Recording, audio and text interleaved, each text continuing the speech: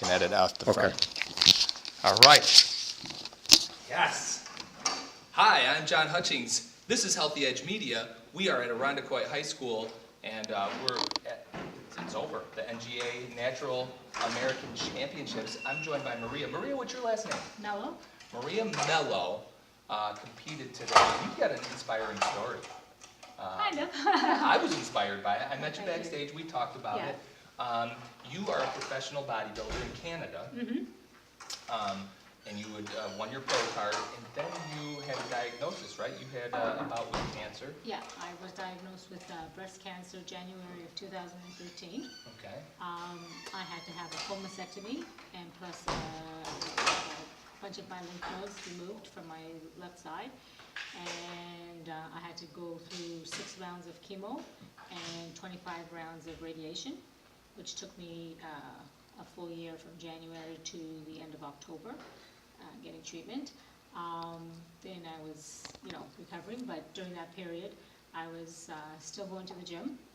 You know, you told me that, and I think a lot of people who don't work out as ardently as we do wouldn't understand it. They would think maybe that's some sort of obsession and you should try to rest a little bit. But you explained, and I understand fully, it was your peace of mind. It was your sanity through that arduous time. Yes, it was the only thing that kept me going, because I felt that if I was at the gym, then the disease wasn't that bad, because I could still physically get up, go to the gym and do something.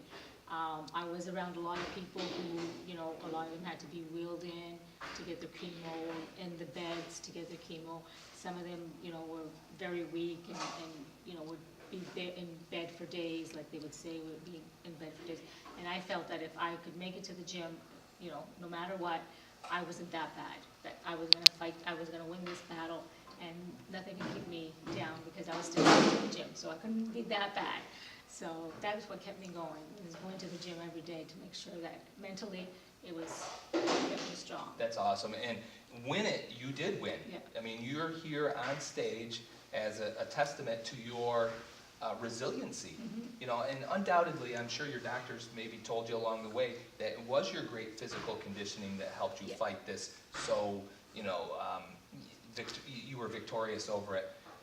Is this your first show back, or have you been doing a few shows along the way? This would actually be my 3rd show so far. Okay. It was supposed to be my first show when Joe had this earlier, but he had to cancel that one and book it for this time. Okay. But I've done a couple of extra shows up in Canada. This is my first one down here with NGA. And I had a great time. Yeah, it looked like you had a great time. I had a fabulous time. Isn't that part of this sport, though? I mean, there's so much work that goes into it, and then getting up on stage and displaying all the work. But the friendships, Tom's videotaping us right now. I mean, you guys, I'm trying to introduce you, but you guys know each other. You're longtime pals. Yes. It's a small community, and those bonds are very strong and very special. Talk about that a little bit. Well, the bonds are very special because we all know what each of us had to go through. When you're in this and you've been through this, we all know, how hard it is, and the struggles and the eating and the dieting and the exercise and the hours you have to spend posing and learning to pose and your routines and all of that. And we all know what we all go through.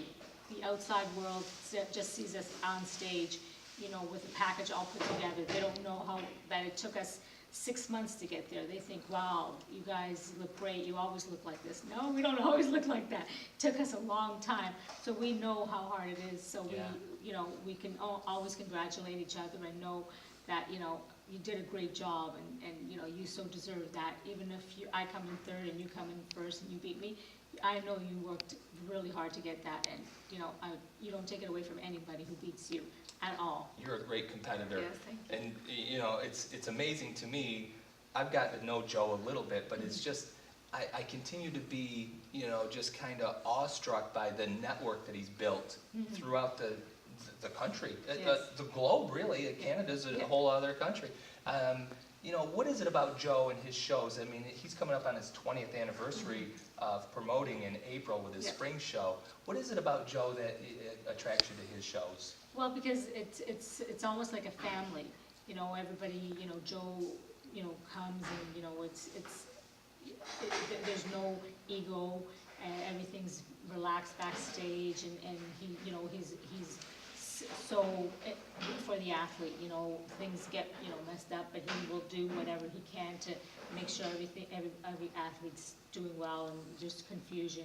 Like even I came in and I was supposed to be in another category, but I changed my mind, and he said, oh, no problem. He was very accommodating, and it's just great in that way, that, you know, it doesn't, he just, you know, is always there for the athlete, you know.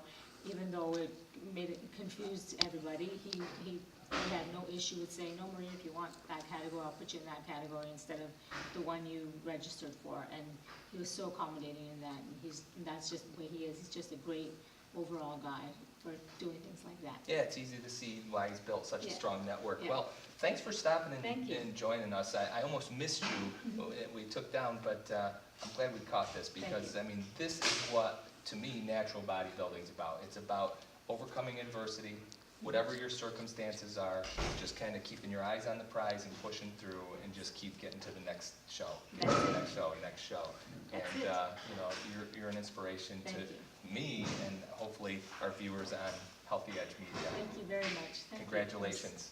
you. Thank Great you. meeting you. Thank Good you. meeting you.